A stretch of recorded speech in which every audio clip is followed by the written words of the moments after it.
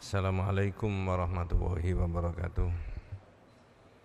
Bismillahirrahmanirrahim. Innal hamdalillah nahmaduhu wa nasta'inuhu wa nastaghfiruh wa na'udzu billahi min syururi anfusina wa min sayyiati a'malina.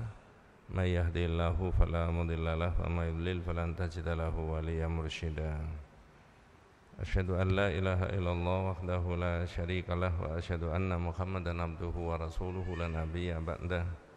Allahumma sholli ala Muhammad wa ala ali Muhammad kama shallaita ala Ibrahim wa ala ali Ibrahim wa barik ala Muhammad wa ala ali Muhammad kama barakta ala Ibrahim wa ala ali Ibrahim fil alamin innaka Hamidum Majid. Amma ba'du.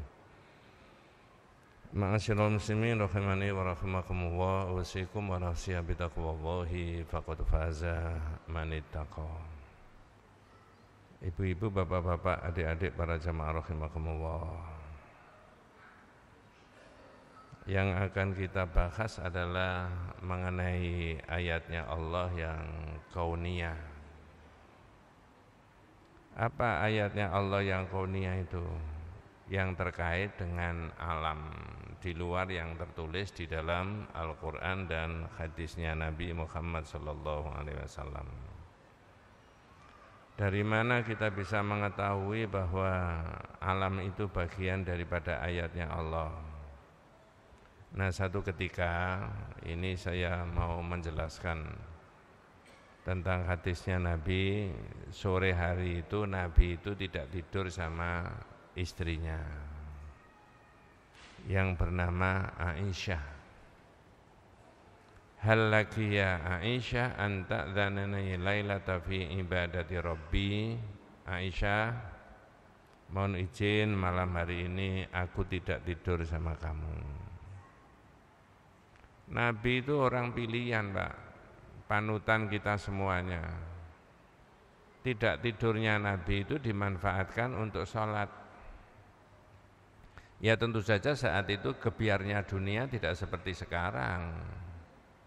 Pengaruh macam-macam, orang tidak tidur itu bisa kemana-mana, bisa di rumah saja, tapi yang dilihat, yang didengar bisa di mana-mana. Tapi ketika Rasulullah menyampaikan bahwa malam hari ini aku minta izin, aku tidak tidur sama kamu, apa yang dilakukan Rasulullah? Mengambil air wudhu, kemudian sholat. Ya, ketika sholat kemudian rukuk, sujud dan sebagainya, pada umumnya seperti orang sholat, ya, nangis di tengah-tengah sholatnya tadi. Fahamidallaha wathna alaihi, lalu memuji Allah subhanahu wa ta'ala Nabi kita itu, dan terus menangis. Waja'ala yabghi, ya, thumma rafa'a yadaihi, mengangkat tangannya. Waja'ala yabghi hatta ra'aitu dumu'ahu qad balaghatil arda. Kata Aisyah, sampai saya itu loh melihat air matanya Rasulullah itu membasahi di tempat sujudnya. Berarti sholatnya begitu, nangisnya begitu serius. Ukurannya saya, ukurannya kita semuanya belum seperti Nabi. Setelah ambil air wudhu, sholat begitu khusyuknya, kemudian menangis di tengah-tengah sholat itu. Sampai kata Aisyah, hatta ra'aitu dumu'ahu qad balaghatil arda. Saya tahu air matanya itu sampai membasahi tempat sujudnya. Fa'atahu Bilal. Kemudian sahabat Bilal datang, ya karena sudah subuh. Nah, kita semuanya tahu sahabat Bilal itu yang bagian azan. Tahu masjid antara rumahnya Rasulullah sama Masjid Nabawi.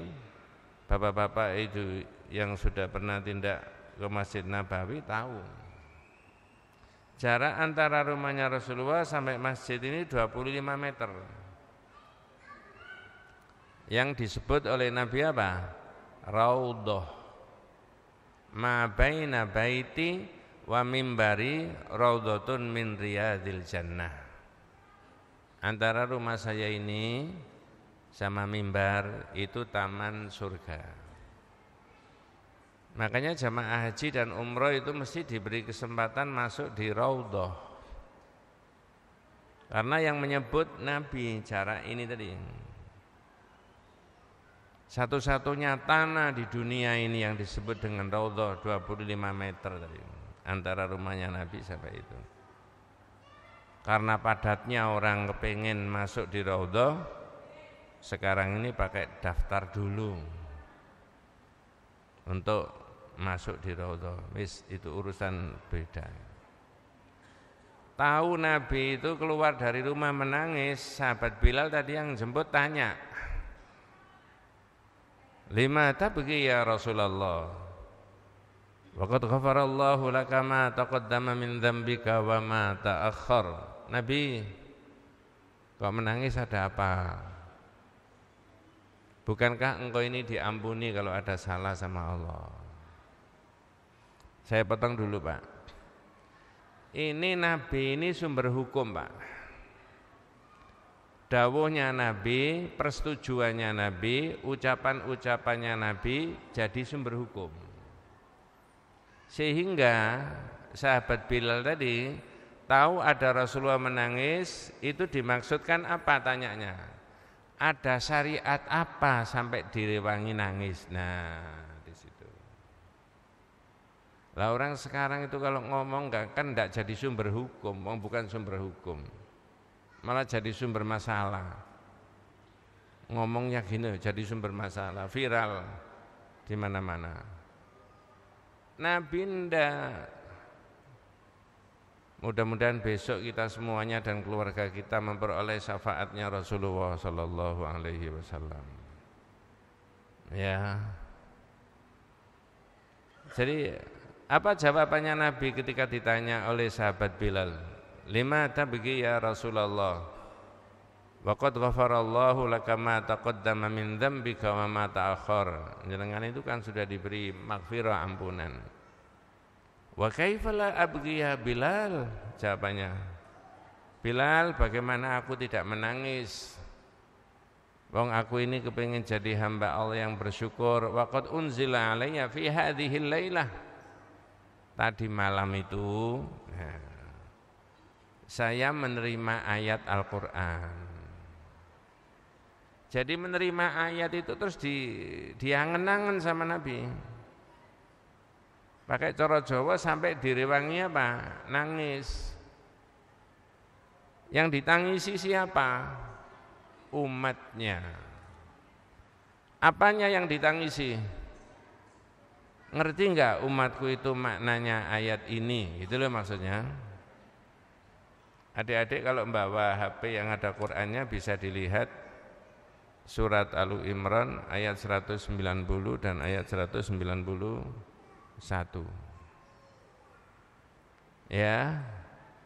Ayat itu Pak yang menyebabkan Nabi itu nangis semalaman itu loh. Apa ayatnya? Inna fi khalqis samawati wal ardi wa ikhtilafil laili wan nahari la ayatil liulil albab. Itu populer ayat itu. Artinya sering dibaca orang. Apa bahasa Indonesianya? Sesungguhnya kejadian langit dan bumi, langit dan bumi. Lalu bergantinya siang menjadi malam, malam menjadi siang. Di situ ada ayat-ayatnya Allah, ada tanda-tanda kekuasaan Allah. Nah, jenengan dan saya bisa mikir, sekian jam yang lalu mataharinya tidak di atas kita. Sekian jam yang akan datang mataharinya sudah tenggelam. Itu bukan peristiwa alam, tapi peristiwa Allah yang mengatur, dan itu ayatnya Allah.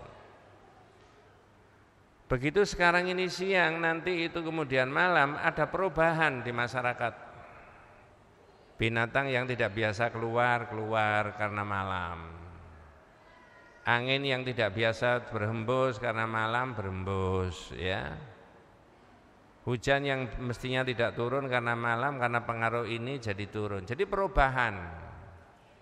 Ikhtilaful laili wan nahar, bergantinya siang menjadi malam dan malam menjadi siang, di situ ada tanda-tanda kekuasaan Allah. Itu yang ditangisi oleh Nabi.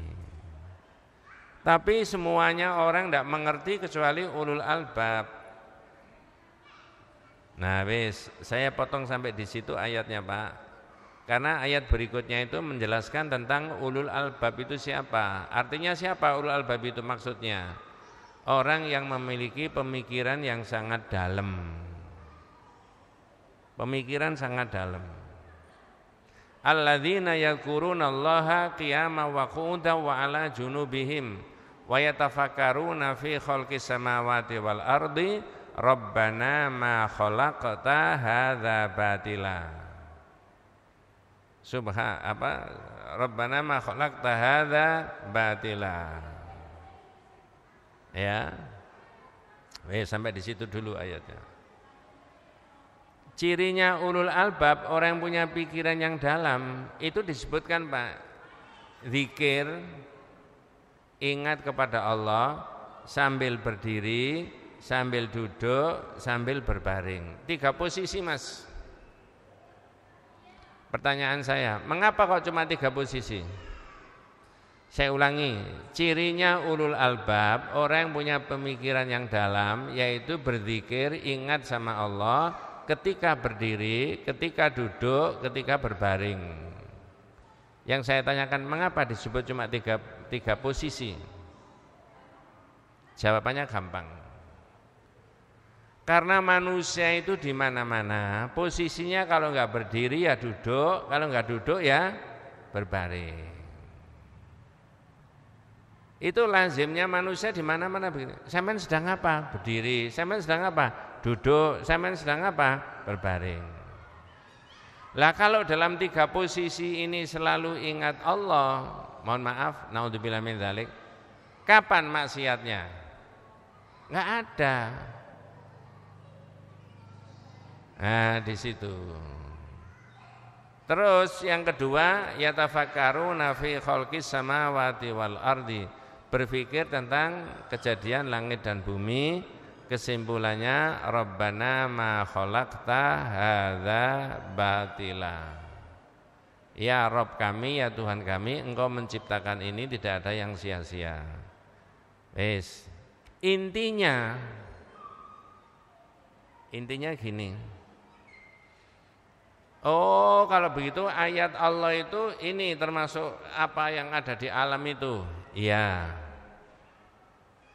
Ada angin, Pak, kemudian gelombangnya tinggi. Itu ayatnya Allah. Jawabannya iya. Ini ada mendung, Pak, tebal sekali, sebentar lagi hujan deras. Berarti ada itu ayatnya Allah. Iya, tapi yang alam kauniyah. Nah, di situ. Ini menurut prediksi BMKG sebentar lagi ada angin badai, Pak. Daerah yang diliwati ini. Terhadap prediksinya bisa dipercaya. Iya. Tapi ketika ada angin badai, maka orang tidak boleh mencemoohkan itu tadi. Saya beri contoh ya. Orang masang genteng sudah selesai buat rumah misalkan. Tiba-tiba malam hari kena angin puting beliung. Gentengnya morat-marit. Hujan deras bocor. Enggak enak, Mas. Basah semuanya dalam rumah. Tidak boleh marah-marah, Pak. Perkara kesalahannya tukang di dalam masang boleh dibetulkan, komplain sama tukangnya.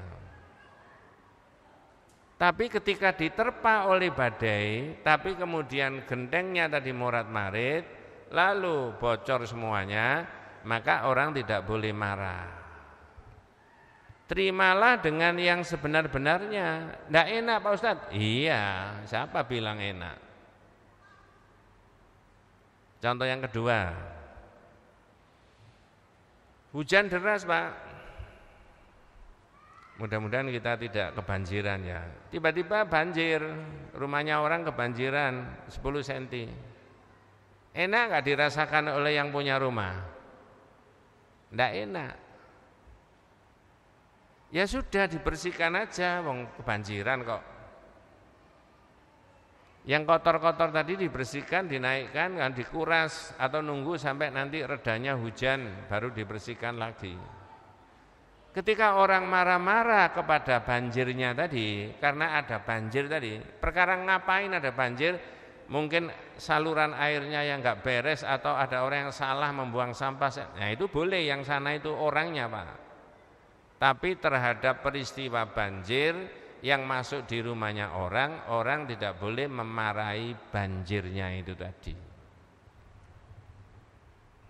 Saya kalau ngaji di desa itu tak kasih contoh gini. Kalau orang itu memarahi airnya, gak seneng aku banjir ini. Kalau air itu dengar dan air itu bisa ngomong, jawab begini, Pak, jangan marahi saya Pak. Sebelum sampean ada, saya ini air makhluknya Allah yang menciptakan Allah. Manusia enggak bisa membuat air Pak. Sifat saya menggenangi tempat-tempat yang rendah sebelum sampean ada. Salahnya sampean sendiri pakai rendah, makanya tak genangi tadi. Nah, di situ. Jadi airnya jangan disalahkan. Anginnya juga jangan disalahkan. Maka di dalam judul ini kata Nabi, ya, la tasubbur rih, jangan mencaci maki angin. Orang berlayar kalau nggak pakai mesin, ya anginnya mengarah ke sana, tiba-tiba belok ke sana.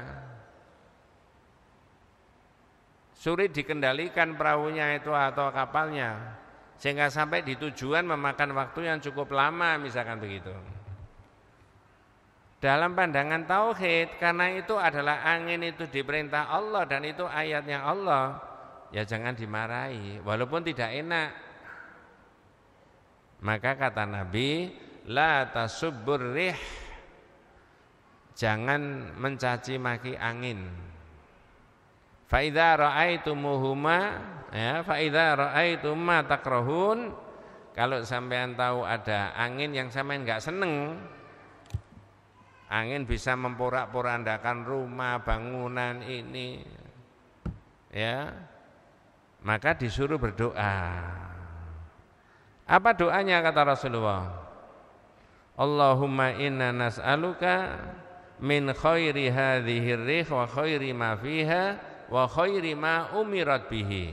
Ya Allah, aku berlindung kepadamu, mohon kepadamu dari kebaikan angin ini dan kebaikan yang ada di dalamnya dan kebaikan yang engkau perintahkan. Karena angin ada baiknya. Ketika anginnya biasa-biasa saja mengarah ke sana, perahunya sedang dibentangkan layarnya, ketika enggak pakai mesin, enak sampai ke sana. Itu namanya angin membawa kebaikan.